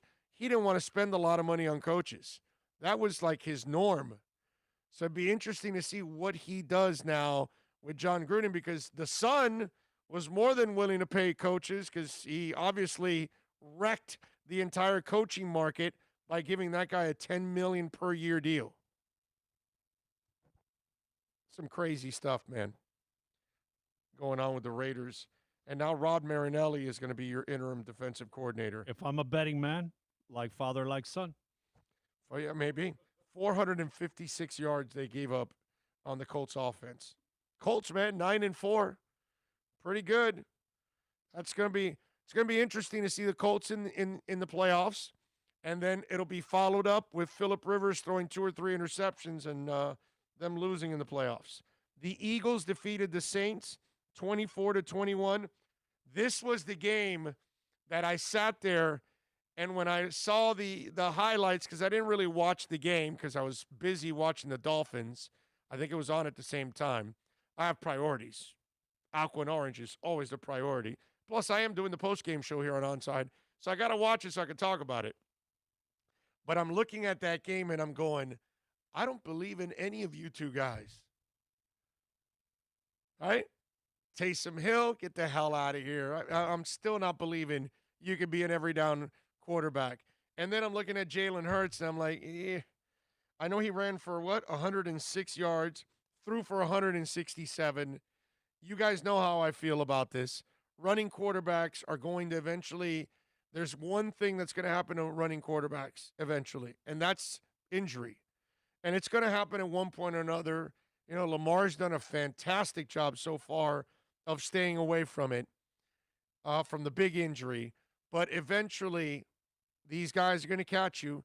And at your speed, when you collide with somebody, it's going to hurt a lot. Okay? I've watched them break down Cam. I've watched them break down Tim Tebow. I've watched them break down any and every quarterback that's ever relied on their legs more than their arm. And once I know that you're that guy that you rely on your legs and not your arm, that becomes a real problem. But I'm watching that game, and I'm going, damn, look how bad the league is. It's so hard to find 32 good ones that you're down to Taysom Hill and you're down to Jalen Hurts. And I just – and I know Carson Wentz has lost all his mojo. So I don't blame Philadelphia now trying this. They have no choice. But they will be drafting another quarterback this offseason. They can't do anything. You know how cancerous it is with the Carson Wentz situation? You owe that guy so much money, he is stuck on your roster for the next 2 years. Because nobody is going to trade for him. The only way, listen to this, the only way Carson Wentz gets traded is if this happens. You offer a first-round pick to the team that takes Carson Wentz. And they might ask for a second or a third. I say that because I don't think maybe some of you may not know this, but his number, okay, listen to this. I'm going to give you his contract numbers, which are going to freak you out. Okay? Carson Wentz. Here we go. Listen to this. In 2021, he has a dead cap number of $59 million if you cut him. His cap hit is 34.6. But if you cut him, it's $59 million. His cap hit next year is $31.2 million, and his cap hit is $24 million. Do you know how many people they've got to cut to take a $24 million cap hit? Forget the 59. That's not going to happen. It's in 2023 when it goes down to 15.2. That's when they can get out of it. And it's still a lot of money. Because remember, in Ndamukong Suh, they had the last 2 years were like 13 and 19. I think it was 19 and 13. It's crazy, man. They are stuck with that guy at this point in time. And what a shame, because he has more God-given abilities than 95% of the quarterbacks in the NFL. That's the scary part. That guy has athleticism and an arm and all that better than most. But if you don't have confidence, then there's no way you're going to be able to get it done. But yeah, I'm watching that game between the Eagles and the Saints, and I'm going, okay, neither one of you are starting a quarterback that actually is going to be a permanent starter. By the way, don't forget to give us the thumbs up, subscribe, rate, review. Very important to rate and review the podcast here if you can, or the YouTube there. I'd appreciate it immensely if you can do that. That'd be very, very kind of you all out there. So thank you very much. Heat Pelicans are tonight. You know how twisted it is, Bill, that I'm actually looking forward to Heat Pelicans tonight as a preseason game. Well, I can understand that just because of all the changes that we've had and the fact that the rest of the league has played since Friday. Well- We've been waiting. We're like the last ones to chime in. You know that? Well, when they made it to the NBA Finals, they should take care of us and the Lakers actually a little bit more than others. You but would think. But my geekiness comes from the fact that I love Summer League. I love everything about the Heat preseason nowadays because they've made me do that. Now that they're drafting well, now that they're committed to drafting well and committed to developing players, I need to see Precious. I need to see KZ Okpala. Those other two kids that they picked up after Precious, the SEC kid and the other kid from like Cameroon or something like that, dying to see those guys. That to me, that's the fun part about this. I'll be watching Browns and Ravens. Don't get me wrong. I'll have another TV on that. But the Heat and the Pelicans tonight, I don't know about you guys, but I'm really looking forward to it because that's why I don't want anything to do with Harden. I love the direction that this franchise has now chosen to go in. They have changed their philosophical ways. They are more about youth and development, which if you continue down this path, and remember, we've talked about this in the past, with the way college basketball is nowadays, that you're losing kids early on. Kids are going overseas. You don't get to see them for 3 or 4 years playing for one school, so you get to see them in all kinds of scenarios. You're getting them 1 year out of college, so you don't really get to know them. It's a lot harder to scout players now and to decipher who's going to be good and who's going to be bad. Okay? Really, it's a lot harder nowadays. But to Miami's credit, they're one of the better teams at being able to find talent in those conditions. Because Tyler only went for 1 year, and Bam only went for 1 year, and they figured it out. Right? Duncan Robinson, here's a kid that they got off of the Michigan squad. They've developed him. Kendrick Nunn, here's a kid that they find off the Golden State squad, and they're developing him. You know, there's still the Chris Silva kid. There's still Gabe Vincent. There's still young guys that I don't know if they're going to be players or not, but I'm intrigued because you've hit on so many young players now lately. So why can't you continue to do this? And if you can, you got a great shot at building one hell of a roster. So for me, that's in a geeky way, I'm actually looking forward to tonight's Heat Pelicans game at 7:30. Just to do our own, scouting of young guys. Listen, it's nice to see where Goran is at with his injury, but apparently he's doing pretty good. And yeah, I want to see Bam and I want to see all the other guys, but I am really looking forward to the young guys. And I want to see if Tyler Hero's built his body up a little bit. And Duncan Robinson, during these 2 months, did they work out? Did they get a little stronger? Because they've got to physically become stronger in order to be more effective out there. Kendrick Nunn, can he shoot on a more consistent basis? Let me tell you, that's one hell of a wild card. Okay? When Kendrick Nunn was rocking it out the first 2 months of the season and he was shooting very well, Miami was competing against anybody and everybody and beating them. Once he lost his mojo, which was for the rest of the year, it was a different Heat team. So unless they've acquired another guy that can do that, or if they can get this kid back on track, that would make an enormous difference.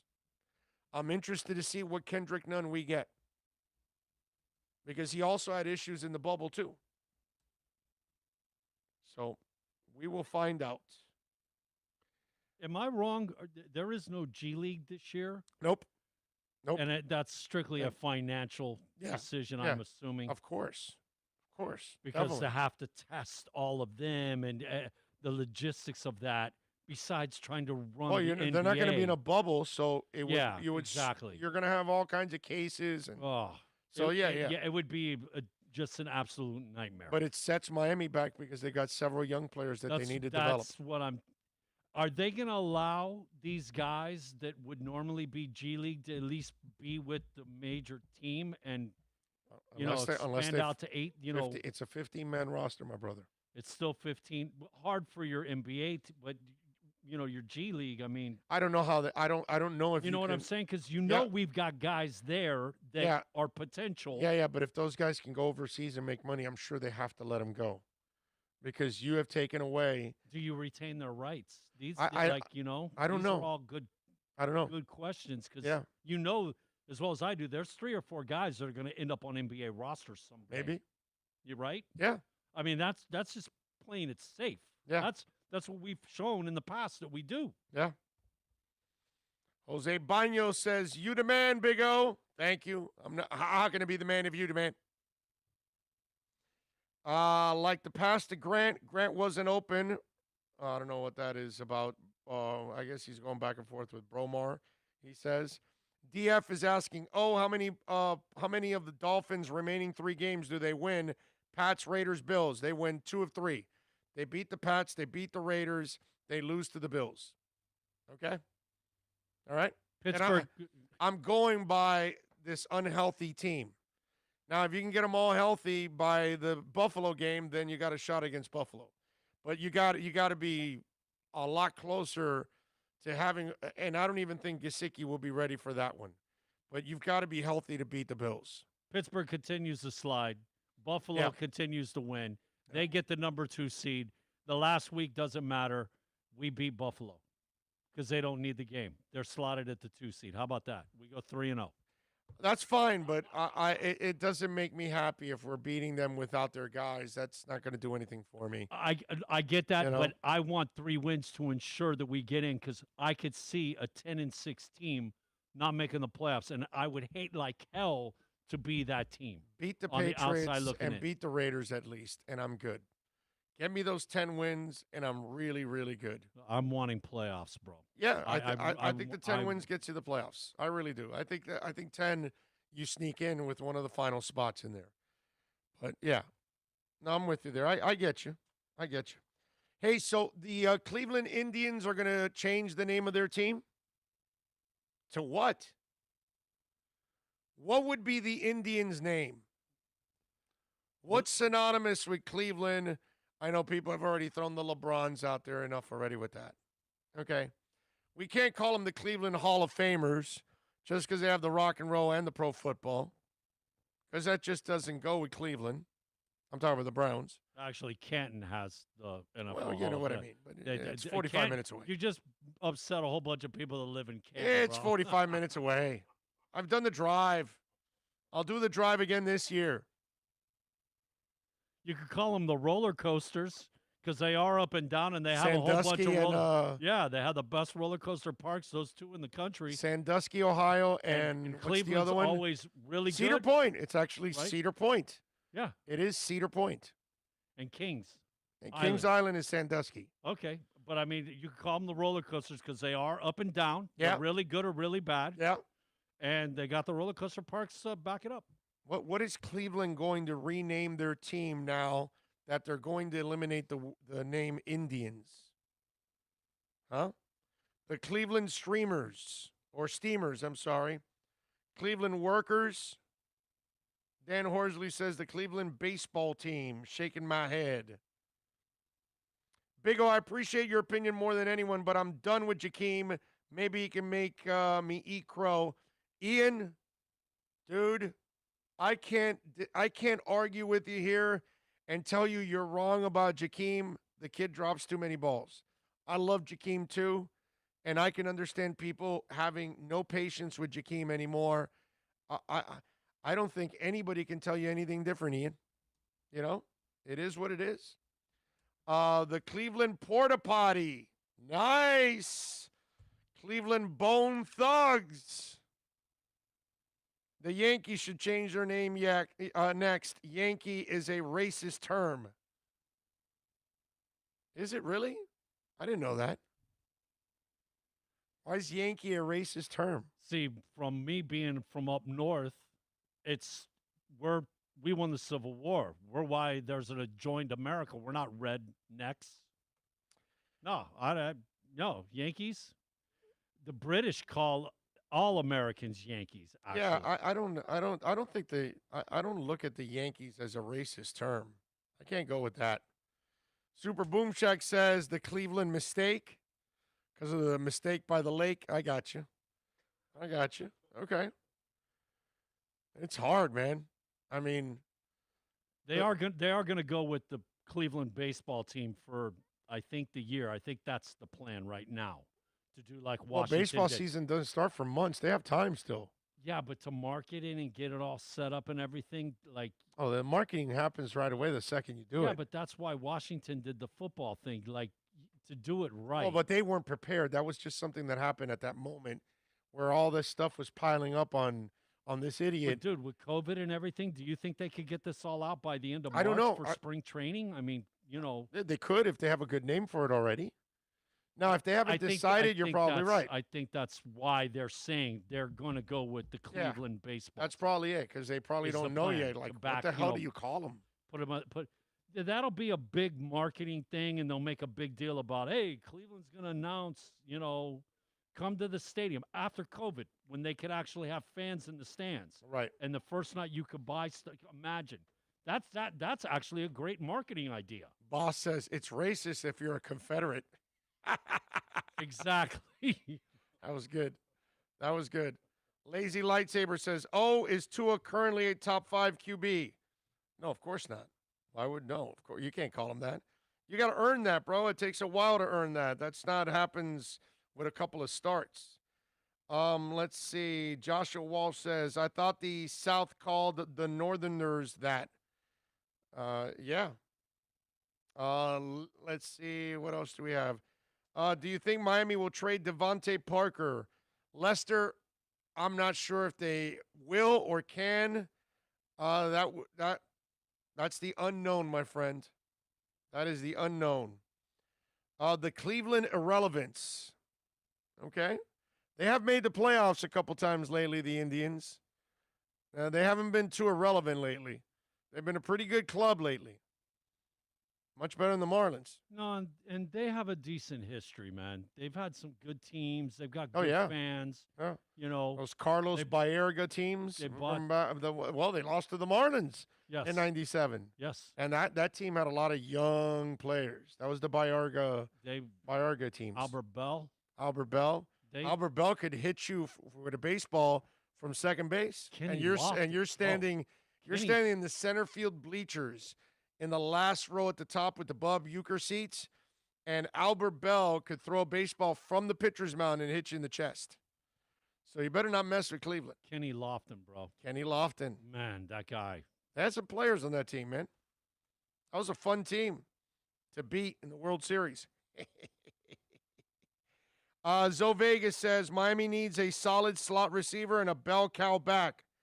What's wrong with you, Zoe Vegas? Huh? What is wrong with you, sir? Isaiah Ford is back. How dare you say they need a slot receiver? He's back. And he'll be on the field this weekend with a vengeance to stick it to Belichick. Catch at least 150 yards.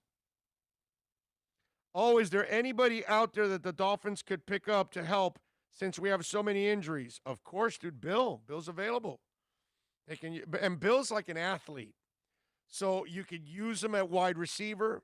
Okay, I know what you're saying. He's slow. No, actually not. He's pretty quick. I'm telling you. What you do with Bill is you dangle I don't know, maybe a steak in front of him. And then he'll run faster than everybody else. Because Bill will do anything for a steak. Okay, so that's what you do with Bill. So you can actually sign Bill and help the Dolphins win. What? I have no idea, but you can at least sign him. Let's see. Miami, and on a serious note, Lazy Lightsaber, there is nobody out there, bro. It's just. If there was somebody out there, they'd already be on a roster, right? Yeah. It's just. Now, maybe they steal somebody from somebody's practice squad and they get lucky. That's about it. That's about the only thing I can see. We talked about it last week. Does this show that how far Callaway is away from being Yeah. somebody and something? Somebody sent in earlier on the text message, Callaway needs to play more. You can't force it if he's not ready. If you haven't learned this from Flo, he doesn't play you if he doesn't think you're ready. So if Callaway's not getting a lot of playing time, that means Changeli and the coach don't trust him yet. It's pretty simple. If they trust him, they'll play him. But right now, they clearly don't trust him. The Cleveland Bad Roads, the Cleveland Roids, Cleveland Rockers. Oh, that's like a spinoff from the Drew Carey show, Cleveland Rocks. Okay. And you got the Rock and Roll Hall of Fame. The Cleveland Tomahawks. Okay. Isn't that kind of a spin off of the Indians? But it isn't racist. Tomahawk can't be racist. Hang a steak from in front of Bill's face mask. Exactly. That's it. You tape the face. Exactly, guys. You tape it and stick it to his helmet and hang it in front of, and Bill will run a 4-1. Telling you. He will make Tyreek Hill look like he's standing still. Now, you need that steak. Okay, that's the one thing that will get Bill running really fast. The Cleveland Big Muffs. You trying to be funny there? The Cleveland Muffs. Wow. Okay. That's it's one of those deals. We'll go with it. We'll go with the Cleveland Muffs. Why not? Nothing wrong with that. We do want to remind you that the show is proudly brought to you by Craig Zins, Acura of Pembroke Pines. Folks, the TLX 2021, $339 a month. Right now, you can get 0.9% APR financing on 2020 Acura models like the MDX. They've got a fleet of certified pre-owned vehicles. You can get them as low as 0.99% financing. You can also get $10,000 off the 2020 MDX. They've got a nice large selection there. The 2020 Acura ILX, $189 a month. The 2021 TLX is $359 a month. They are the number one volume sales dealership when it comes to Acuras in the Southeast United States for 10 years in a row now. We're about to make it 11 years in a row, which is just absolutely amazing. That's why I keep telling you to come on down to 15601 Pines Boulevard, just off of I-75 in Pines. Tell them that Big O sent you. They will take care of you at Craig Zinn's, Acura of Pembroke Pines. How do you see Aaron Jones signing with the Finns in the offseason? I don't think that they'll be signing a running back in free agency. I don't think that they'll be doing anything like that. I don't even know if they'll sign a wide receiver in free agency. I think they'll probably go more along the lines of drafting those kind of guys because they can get them cheap for the first 4 to 5 years, and that saves them against the cap. That's what Josh, that's where the Laramie Tunsil deal became a blessing. And if you're in the Dolphin front office, you're not thinking this as a fan. You're not thinking this as a media member. None of that. But if you're in the front office and you're going back and forth with Houston and you got him up to 2 first-rounders, a second, and Kenny Stills, everybody in the front office has got to be high-fiving each other and, oh, yeah, this is all. Why? Because they have confidence that they can replace Tunsil. The guy that drafted Tunsil is there, Chris Greer. So if you feel confident that you can replace him, you're more than happy to move him. Plus, you have more cap flexibility because you were a year away from having to give Tunsil a monster deal, which made him the highest paid tackle in the NFL. And once you make him the highest paid tackle in the NFL, you have now created problems for yourself. Because that's a lot of money that's going to take up the cap. And then now, okay, what else? Now you get Austin Jackson, and you play him for 4 years because you got him in the first round. you don't have to pay him till the 5th year. And the 5th year, right before that offseason, after 4, you negotiate the new deal, an extension off that 5th year, and you sign him to an extra 3 or 4 years after that. So he'll have 4 or 5 years, depending on what that extension is. You understand? So now you've gone 4 years of them paying Laramie Tunsil $140 million off the cap, and Miami has been doing it for the last 4 years with a guy they're paying $5 million. It's an enormous difference. And it's really smart because that gives you the cap flexibility to say, well, we'll get Byron Jones instead. Okay? That's where, and now you got Austin Jackson. He fills Tunsil's spot, and you went and got Aaron Jones to solidify your secondary so you can better your front seven. It's just intelligent cap management. It's intelligent football business with all of this. So paying a wide receiver or running back right now may not be the smartest thing to do for the Miami Dolphins. If you know how to draft, then draft them instead and get them on the cheap while you're using them up. Okay? That's how I would look at it. Well, like you pointed out, that's one of the reasons why they didn't go and get a running back, you Right. know, because you're ahead and you want to stay cap friendly. And they had the foresight to say, let's keep this all in the same place so the money works out right. Right. There isn't that one where, oh, there's this guy glaring that, like, man, it's screwing up the money. And we know once you mess up your money, man, your money, that's it. Your money's messed up. It takes a while to get out. Look at us. Our money was messed up. It took us 2 years to get out from underneath it. Yep. EJA35OZ is asking, is this show on YouTube new? Yes, sir. It is brand new. We've only been at this for about 15 months. And we've got, I don't know, about 200 shows. Yeah, we're really new. So welcome aboard, EJA35OZ. Eha, 35 ounces? I don't know what that means. You know something? You could be a jerk sometimes. You know that? Mola says Fort Bragg is in the house. Big O, if the season was over yesterday, I'd be a happy camper. Go Fins. I'm super happy with the Dolphins already, man. I can't wait. I'm looking forward to next year. The Cleveland Spiders or the Coasters? Well, the Spiders was the Indians' original name. Before they were the Cleveland Indians, they were the Cleveland Spiders. And I don't know if maybe in Cleveland it really sucks that they deal with a lot of spiders. The Coasters, I don't know anything about that, but if they want to call themselves the Cleveland Coasters, go ahead. All right. Does this mean the Atlanta Braves are changing also? Well, I don't think they need to change Braves.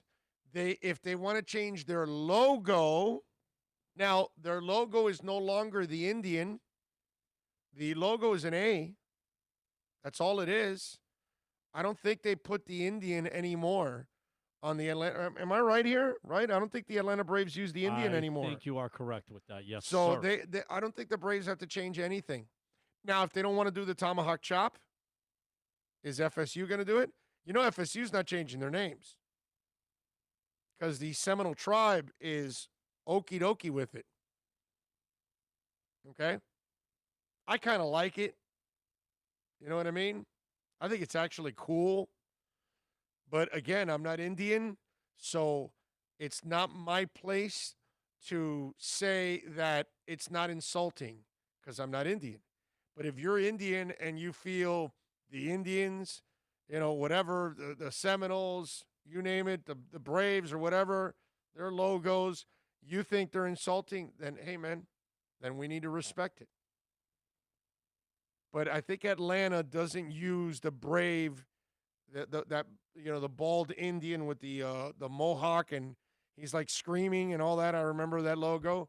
I don't think they use that anymore, so it's not an issue. And their name doesn't really have Indians. It's just Braves. Fins with another offseason is going to be super scary for the league, man. Once you think big picture, you should be more than happy. Exactly, John. Exactly. EJA says, awesome, man. Longtime listener back on 560. EHA are my initials, and the Nissan 350Z was my first car. Nice. There you go. All right.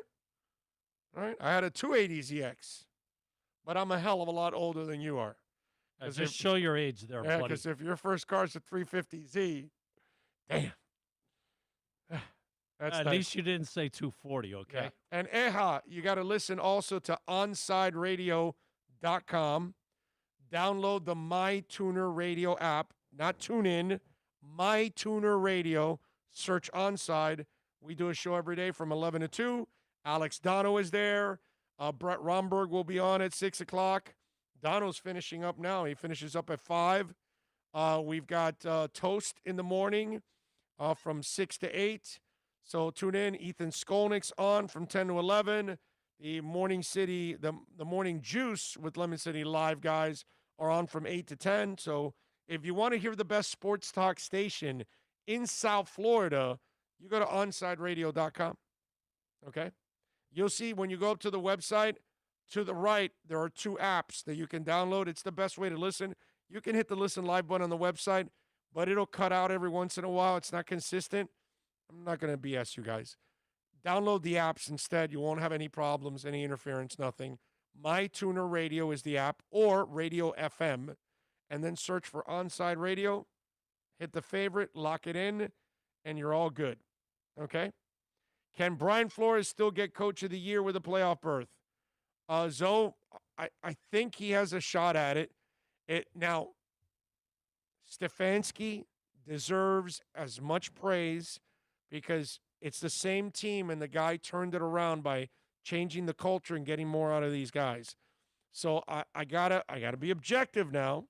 Mike Tomlin's lost a little luster, but meanwhile, Flo is gaining, and I got to give Stefanski a lot of love. Tonight will be very important for Stefanski. If they lose to Baltimore, he loses a shot at Coach of the Year. Because if you're going to change the culture, then this is the game you got to win. If you're the Browns and you're ever going to cross the threshold, this is the game you need to win. You got to come through, and you got spanked at the beginning of the year by Baltimore. So you got to return the favor now.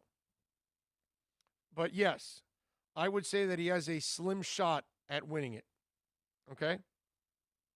You know what may hurt him is What? that they may have the idea like the Cleveland Brown coach, give it to him. Flo is on his way to getting one in the next year or 2. Why? Oh, jump the gun and give it to him this year. He's going to get one. It's coming down the pike for him. You know what I mean? So. That may be the rationale there. I hope so. Bromar says, I had a 370Z, loved it. Zoe Vegas says, the new Nissan Z car coming out next fall, 400 horsepower. Yeah. Lazy Lightsaber says, are the Marlins any good? I don't follow baseball since 98 and 2001. So you only follow the World Series years, 97 and 2003? I get you. Can you say bandwagon? Yeah, the Marlins have some young talent. I don't know if they even make the playoffs this year. We'll see. Okay? But they do have some young talent. My first car was a 93 Ford Tempo and still got the ladies. What? Herman says, I want to drink a Captain and Ginger. Well, now he's into evening drinking from day drinking. That's it. Joshua says Boston needs to get rid of the Celtics name as it's offensive using the far left logic. Notre Dame must stop using the leprechaun as their symbol. That's true. That is insulting to leprechauns everywhere. That's right, Notre Dame. Get rid of it. Love it.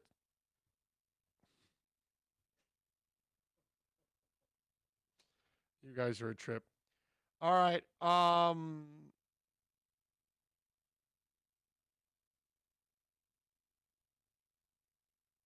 We're going to wrap it up here on the show. Thank all of you out there, as always, for tuning in and supporting us here on the program. You guys are absolutely amazing. Please support our sponsors like Caneswear, like VSS West Pines, Toyota of Hollywood, Craig's Inn Acura, Moodius Dental. Please support our sponsors as always. We appreciate you all out there. Bill, Philippe, excellent work by you all out there. Thank you for watching, downloading, supporting, all of that. We'll see you tomorrow. You all be good out there. Much love and be safe. Stay safe. Enjoy the heat.